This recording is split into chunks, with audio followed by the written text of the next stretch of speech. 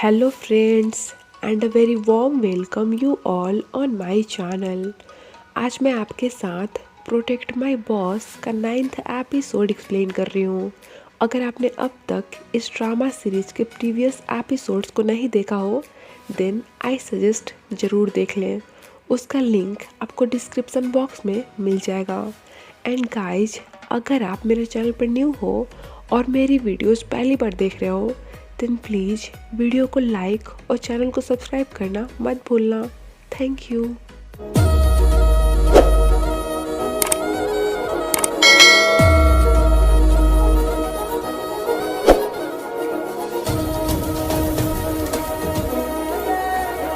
Episode की शुरुआत होती है जब नोयुन हेयोन की खोज में लगी थी एंड इसकी हड़बड़ी के चक्कर में इसे चोट भी लग जाती है।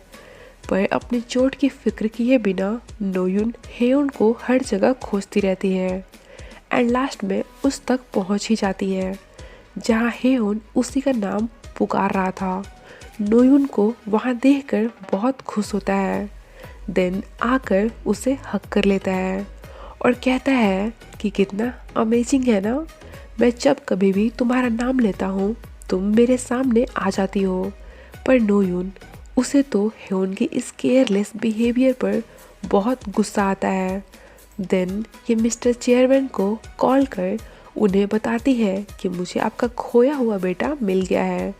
चेयरमैन हेयोन को बहुत डांट लगाते हैं और कहते हैं कि स्टूपिड लड़के, आज तुम घर मत आना।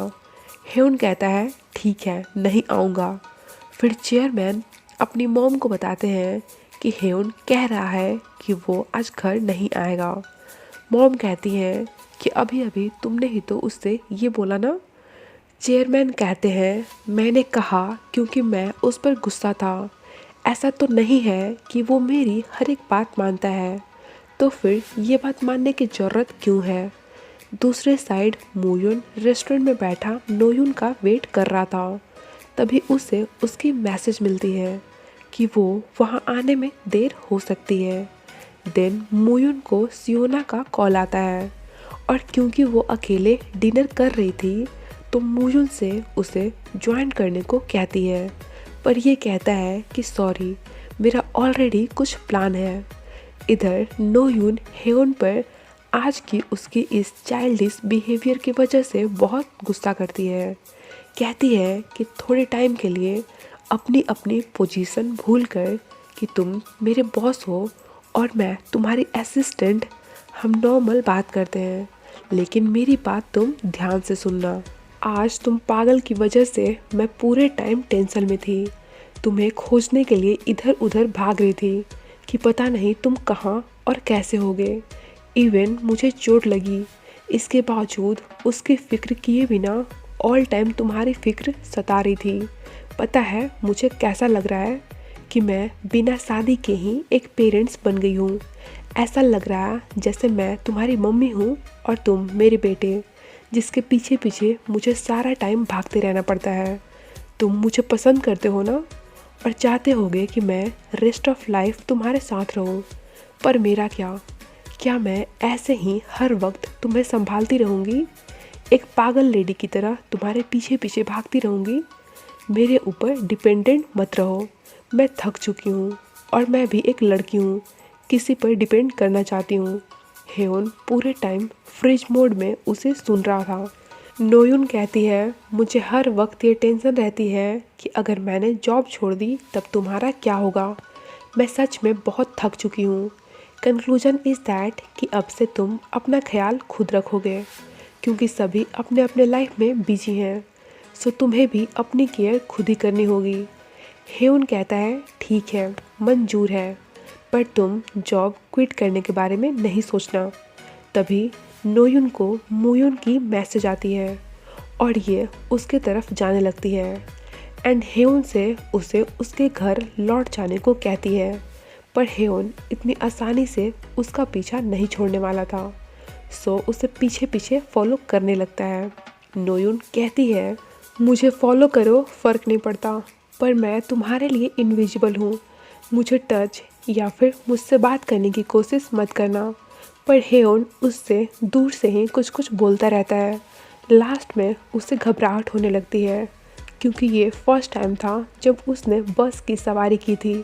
सो नोयुन से एक और बार फेवर मांगता हुआ कहता है, क्या मैं तुम्हें पकड़ सकता हूँ?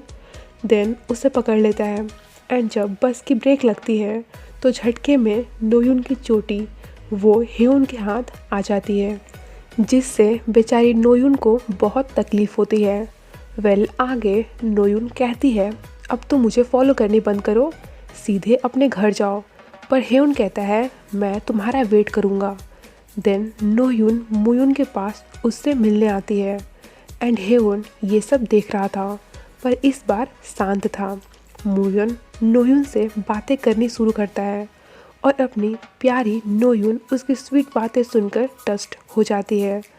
आई तो यहाँ सोचकर ये थी कि आज ये मैटर रफा दफा कर देगी, बट होता ये है कि नोयुन क्लियर कुछ कह ही नहीं पाती है। मुयुन कहता है, मैं एक बिजनेसमैन हूँ और जहाँ थोड़ी सी भी पोटेंशियल बाकी हो वहाँ होप नहीं छोड़ता। आई एम हैप्पी कि अभी भी मेरा चांस है, पर दिल से तो यही चाहता हूँ कि इन द एंड तुम मुझे ही चूज करो। इधर सियोना को हेयोन दिख जाता है तो उसके पास आकर उससे बातें करने लगती है। हेयोन की नज़रें उसके हिल्स पर पड़ती है एंड वो इससे पूछता है कि क्या हिल्स पहनकर दिन भर भागने से बहुत ज़्यादा दर्द होता है?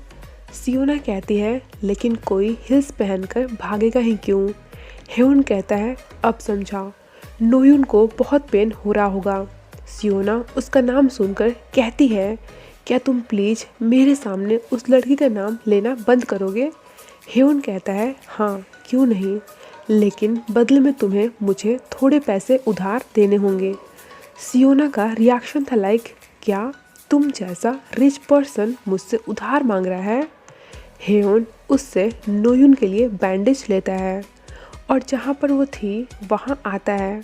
पीछे पीछे सियोना भी उससे फॉलो कर रही थी एंड फिर दोनों उन्हें दूर से ही घूर घूर कर देखने लग जाते हैं।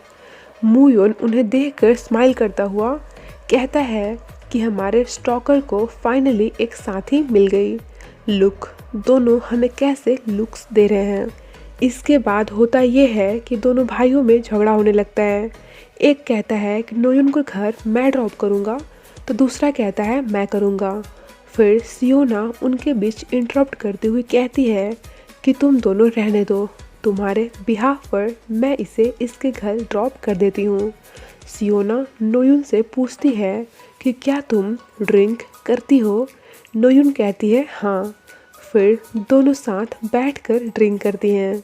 सियोना कहती है, तुम उन दोनों में से आखिर पसंद किसे करती हो? क्या तुम उन दोनों के साथ खिलौने की तरह खेल रही हो? नोयुन कहती है, सही समझ रही हो, मैं डबल डेटिंग की सोच रही हूँ। इस पर सियोना कहती है, ऐसे तो तुम्हारा हाल वही होगा जो फ़िलहाल मेरा है, ना इधर की ही रह जाओगी ना उधर की ही। नोयुन उसकी बातें सुनकर स्माइल करती है और फिर दोनों ड्रिंक करने लगते हैं। दूसरे साइड अपने दोनों हीरोज ये भी साथ बैठकर पैग पर पैग लगा रहे थे और नोयुन के टॉपिक पर बहस कर रहे थे। इन द एंड होता ये है कि दोनों इतने ज़्यादा ड्रंक हो जाते हैं कि वहीं टेबल पर ही घुलट जाते हैं। इधर सियोना, उसका भी सेम कंडीशन था, वो भी फुल टल्ली हो गई थी। पर नोयुन होश में थी और उसे उठाने की कोशिश कर रही थी। ये हेल्प के लिए मुयुन को कॉल करती है तो उसका फ़ोन ये रेस्टोरेंट बॉय आंसर करता है और उससे इन दोनों की बेहाल पड़ी इस हालत के बारे में बताता है। तब नोयुन कैसे कैसे कर इन तीनों को एक जगह पर इकट्ठा करती है एंड इन्हें इस हालत में देखकर स्माइल भी कर रही होती है। देन नोयुन चेयरमैन को कॉल कर उन्हें उनके बेटे की और साथ ही इन सभी की भी अपडेट देती है एंड फिर इन तीनों को देखती है जो बैठे बैठे ही सो गए थे। नोयुन पहली बार हेयोन को इतना अटेंशन दे रही थी। तब तक चेयरमैन भी वहाँ पर आ जाते हैं और इन्हें अपने साथ ले जाते हैं। बदले में नोयुन को डांट पड़ती है कि उन सभी की आज एक ही साथ इतनी बुरी हालत कैसे हो गई। इसमें इसकी कोई गलती भी नहीं थी, पर इसे डांट जरूर पड़ जाता है। लास्ट में नोयून अकेली बच जाती है और उसे अकेले ही घर जाना पड़ जाता है। नेक्स्ट मॉर्निंग हेयोन को उठते ही नोयून का ख्याल आता है और वो भागते हुए अपने डैड के पास जाता है। उनसे पूछता है कि लास्ट नाइट आपने नोयून के साथ क्या किया। डैड कहते हैं, ये क्या सुबह सुबह तुम उसके नाम का रट लगा रखे हो। हेयोन कहता है, जस्ट बिकॉज मैं उसे पसंद करता हूँ आप उसे जॉब से नहीं निकाल सकते हो। डैड कहते हैं, मैं उसे नहीं निकालूंगा।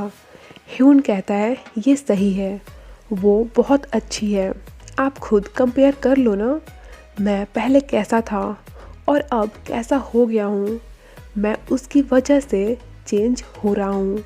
डैड कहते हैं, तुम उसका ख्याल अपने दिल से निकाल दो, तुम दोनों साथ नहीं हो सकते हो। हेयोन कहता है, क्या आपको अपने बेटे की खुशी की बिल्कुल भी परवाह नहीं है। इस पर चेयरमैन कहते हैं, और मेरी खुशी, उसका क्या, क्या उसकी कोई अहमियत नहीं है। आखिर तुम उसे इतना पसंद क्यों करते हो, ऐसा क्या है उसमें। हेयोन कहता है, क्योंकि वो मुझे समझती है, मेरे साथ रहती है और मुझ पर हंसती भी नहीं है। इतना और दूसरा कोई नहीं समझता है मुझे, इनफैक्ट कि आप भी नहीं। नेक्स्ट दादी आकर नोयून से मिलती हैं एंड यहाँ वो अपने दोनों ग्रैंड चाइल्ड्स के बारे में उससे बातें करती है। इससे इसकी उन्हें लेकर फीलिंग्स के बारे में जानना चाहती हैं। दादी कहती हैं, वैसे तो मेरे दोनों ही पोते काफ़ी अच्छे हैं, पर हेयोन वो थोड़ा दिमाग से बच्चा है तो मुझे उसकी ज़्यादा फिक्र रहती है। फ़िलहाल तो मुझे इस बात की रिलीफ है कि आज तुम्हारी वजह से दोनों एटलीस्ट कंपनी को लेकर लड़ना छोड़ दिए हैं, क्योंकि आपस में ही इतना बिजी जो रहते हैं।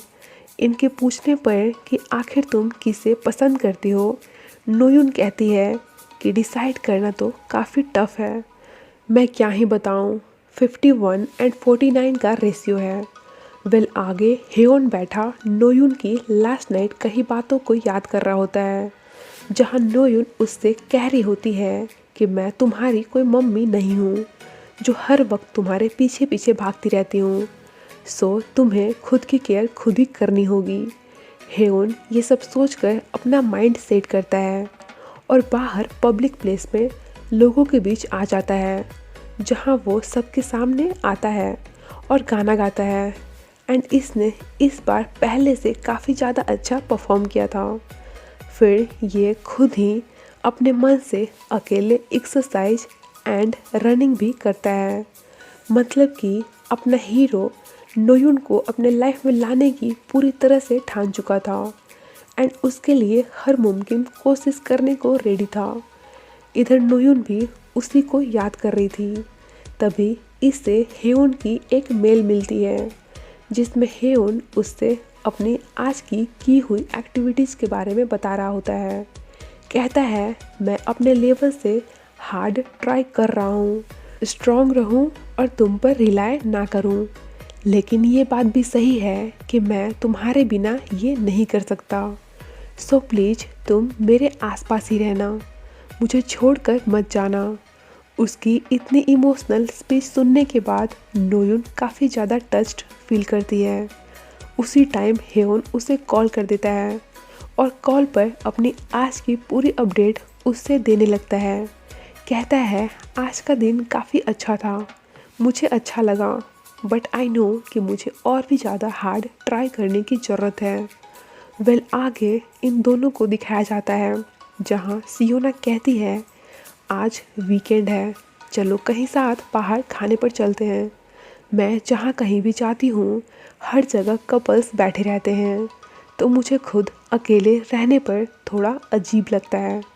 इस पर मूयून कहता है, मैं सोच रहा था तुमसे डायरेक्ट ये ना बोलूं, पर वो तुम ही हो ना जिसने मुझे रिजेक्ट किया था, तो अब आखिर तुम मुझसे चाहती क्या हो।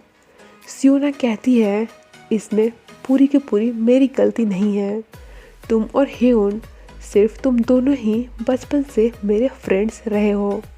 अब जब तुम लोग मुझसे मिलने से मना कर दोगे तो फिर मैं किसके साथ हैंग आउट करूँगी। इससे पहले कि हम एक लड़का और लड़की हैं, हम तो पहले फ्रेंड्स रह चुके हैं ना। मोयुन कहता है ठीक है, बताओ तुम क्या खाना चाहती हो।